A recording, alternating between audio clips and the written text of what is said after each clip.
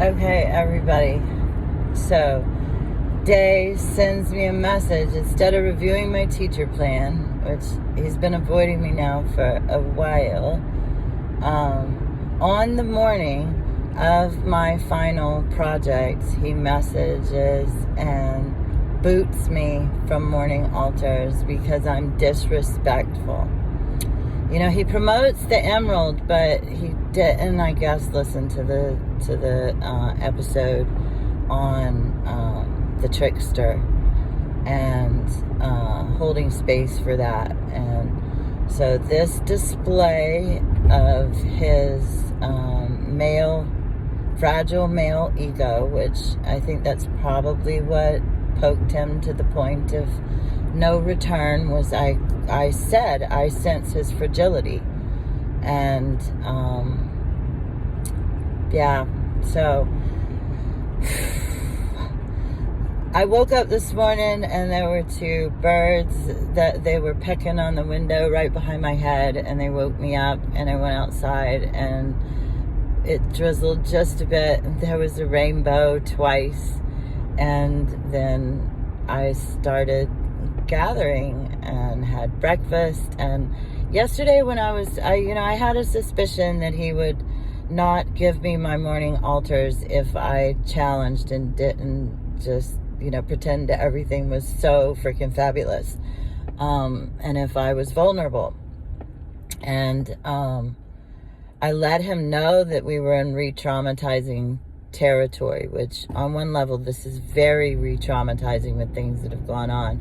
I'm just better at taking rejection as redirection, and I was consciously working with this for my own empowerment and reclaiming of my own power, and on some other levels as well, because I've tangoed with the Jewish lineage before.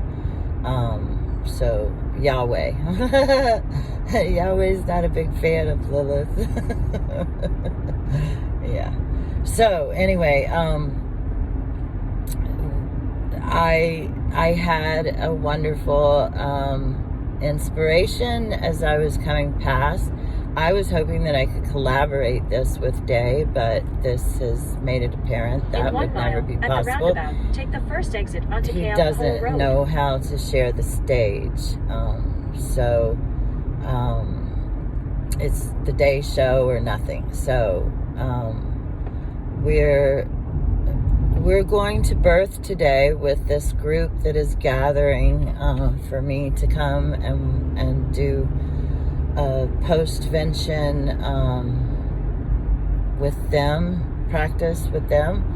And we're going to start and begin Mourning, Mourning, Mourning hearts, big on the arts. And this will be my first class ever to teach as a teacher. Isn't this, what a time to hit someone, right? Yeah, I've lost even more respect for Day now. And I know my role as a tester, as an embodiment of the trickster, as a contract record breaker, challenger of the male ego, all of that. And he personally invited me into this class, or I would not have been in it. And so I believe on some level, he's called for this, for him to, in about 3 miles, I'm not looking to destroy him, but I'm like, you have to be able to talk about the shadow. And I know from talking to many of you on the backside that other people are having issues or suspicions, and I'm not the only one. I am not the only one. I'm just the loudest mouth or person in the room that's brave enough to really freaking challenge the thing, because alchemy, he just fueled me. Thank you, Day. Thank you.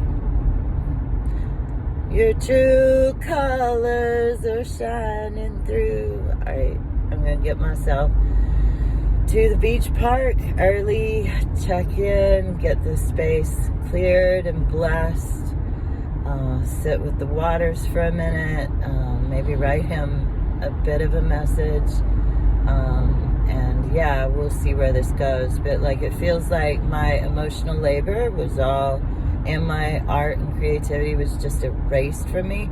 That was a record. I had the longest streak on Mighty. I had the most engagement. Like, I mean, like, I was really building a we, and I was getting the support finally from the community that I needed as someone with CPST to pull through this. From the women. And this is like co-opting of our emotional labor.